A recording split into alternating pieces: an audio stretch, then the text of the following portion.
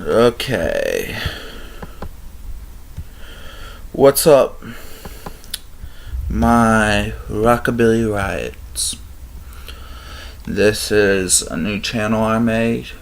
Rockabilly Riots 2.0. Other one I wasn't getting a lot of stuff on. But hopefully this one works out.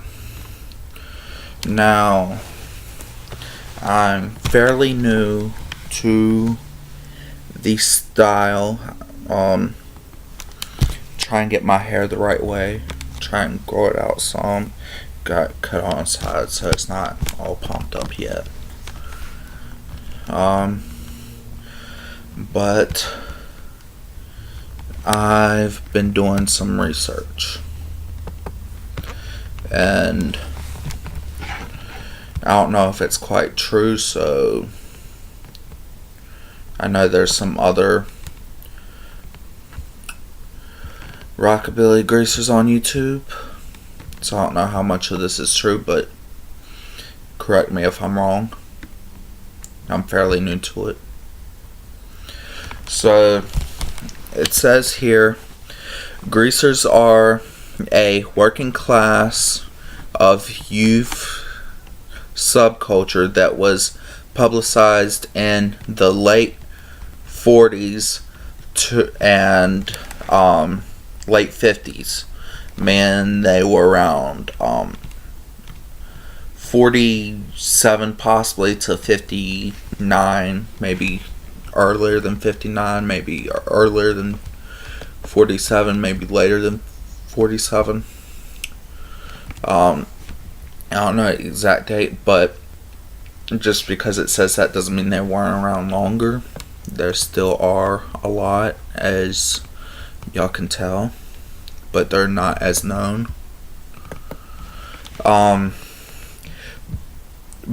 They were set by lower and middle class people of the United States that had a great love for rock and roll and rockabilly. That was a major part of their culture, of course. They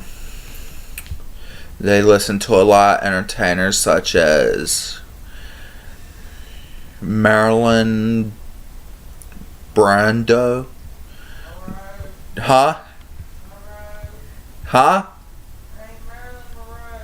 No, it's a dude's name, I guess. No, it's Brando. James Dean, he's a good one. I know him. Became practical figures that influenced the styles and the culture.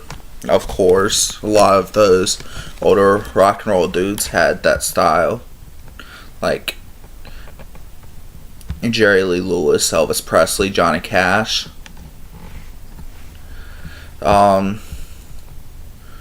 Apparently Conway Twitty was a part of the culture. I heard of Conway Twitty, never seen pictures or anything of him. Big Joe Turner, he's a good one. He sings that song that I like. What's it called? The song Rocket 88. Lil Richard, good. So basically bands like that. The Greasers came from their greased back hairstyle, which involved combing back hair using creams, tonics, and or pomade. Yep. I know that's true because why else would they call them greasers? Other than they like to slick back their hair with grease. These youths were also known as hoods, short for hoodlums.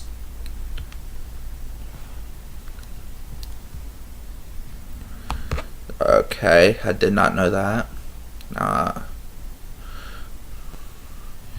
Although the greaser subculture was largely un-American youth, I do not know that word.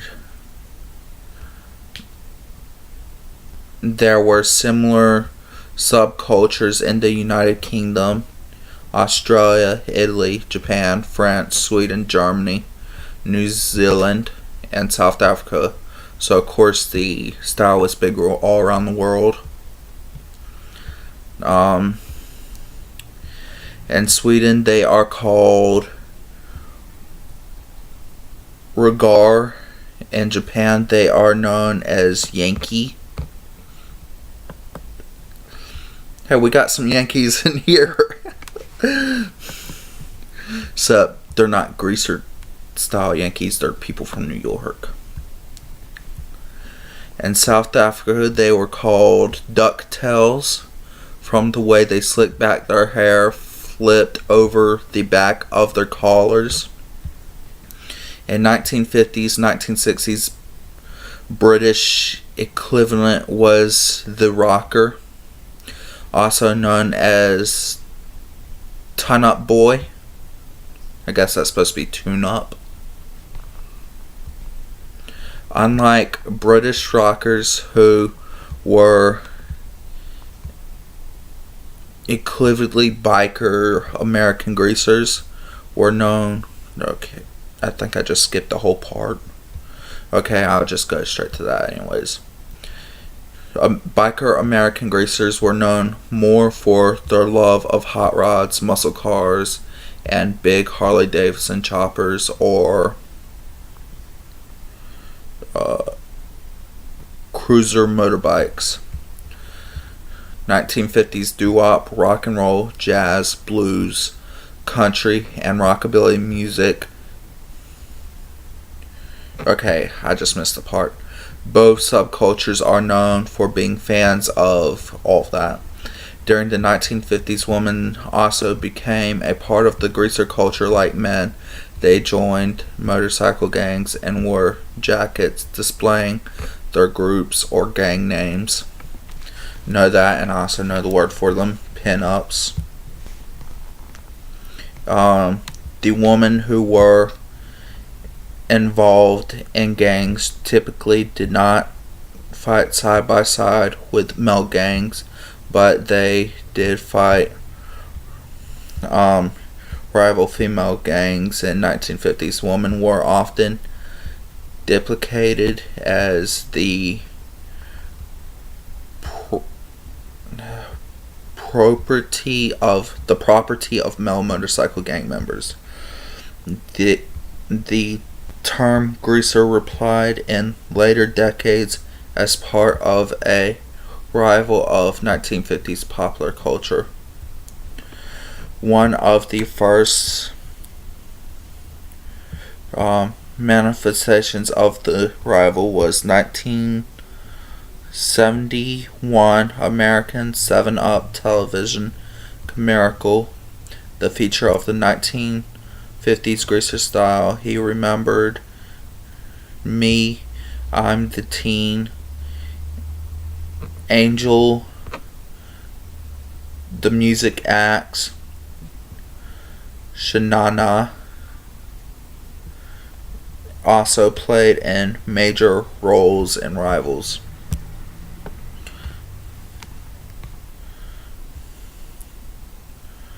Okay, so the fashion is clothing usually worn by greasers includes t-shirts in white or black, often with sleeves rolled up. Ringer t-shirts, Italian Kent shirts, baseball shirts, bowling shirts, daddy-o style shirts, denim and leather jackets, black or blue jeans with rolled up cuffs anywhere from 1 to 4 inches, baggy cotton till work tursters, black leather pants or vest.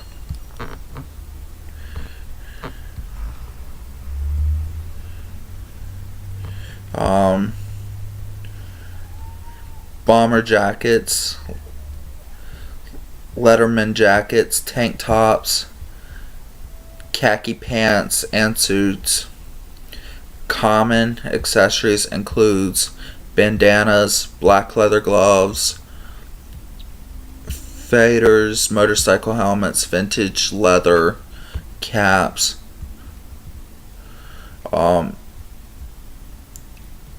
stinging brim hats, flat caps, and chain wallets. Common footwear include motorcycle boots such as harness boots or engineer boots, army boots,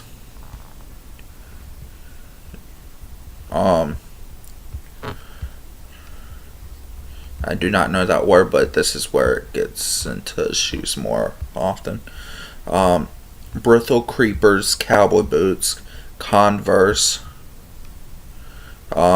Chuck Taylor's All Star,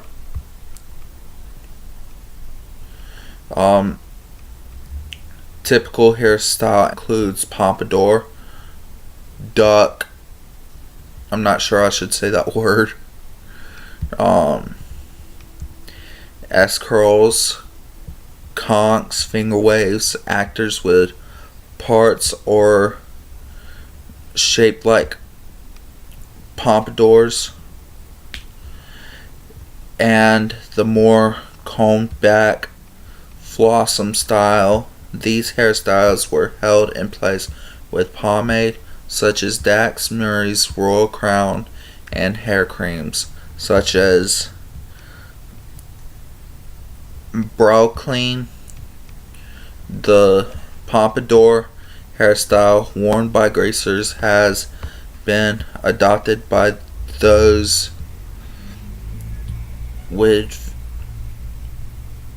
admired with vintage cultures of the late 50s and the early 60s, which includes hot rods, muscle cars, American folk music, rockabilly, and Elvis Presley, as well as actors such as James Dean and Diesel Desi Arnaz.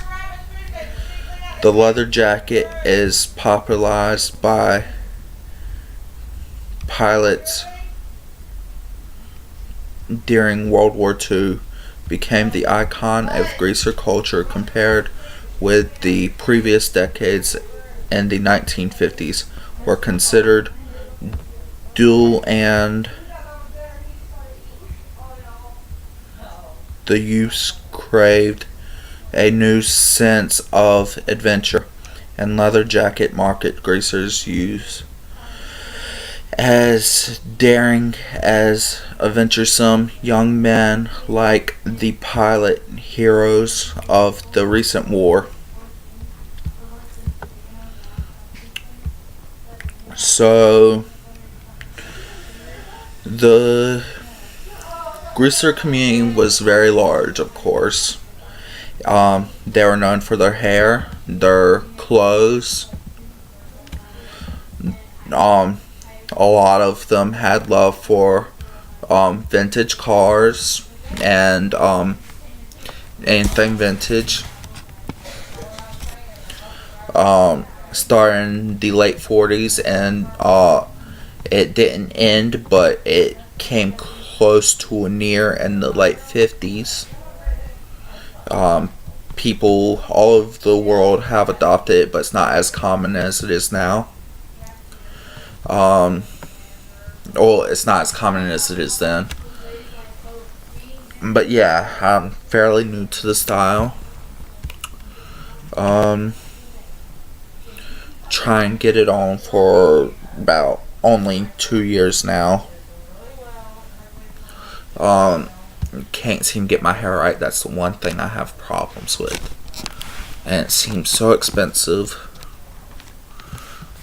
especially here in America. Can't afford me none of those jackets and stuff. For now, I'm just gonna have to stick with the classic. What's it not classic, but the what's the word for it? The more apparel, I guess it is, style of it. Basically, just some suspenders, a t-shirt, tie, and like rolled up jeans and rolled up sleeves. I ain't got me no good shoes. I got me a pair of classic, not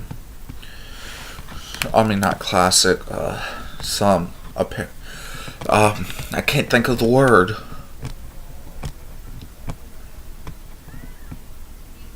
Dress shoes, whatever.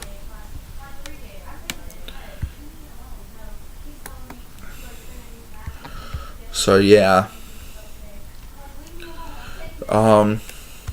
if anybody wants to check out my channel, they can. In fact, I'd love it if y'all could. It won't get to me if y'all don't. I'll just keep on trying. I'm not a quitter. I'm determined. Also, making a band.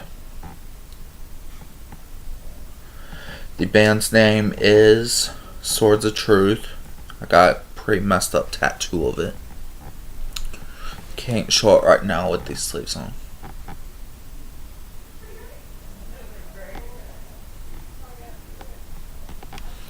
But yeah.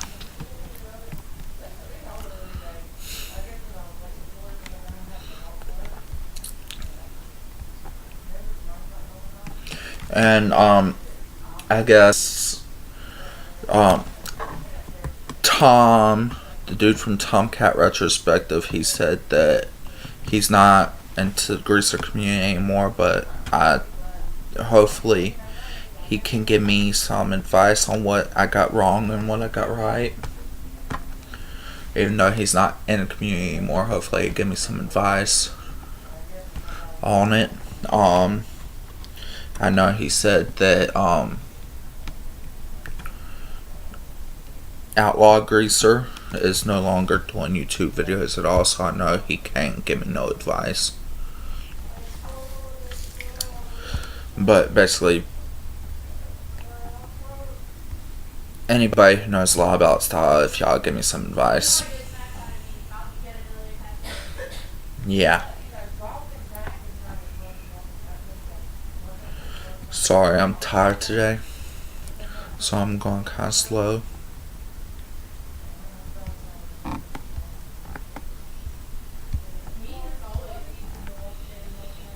But, yeah.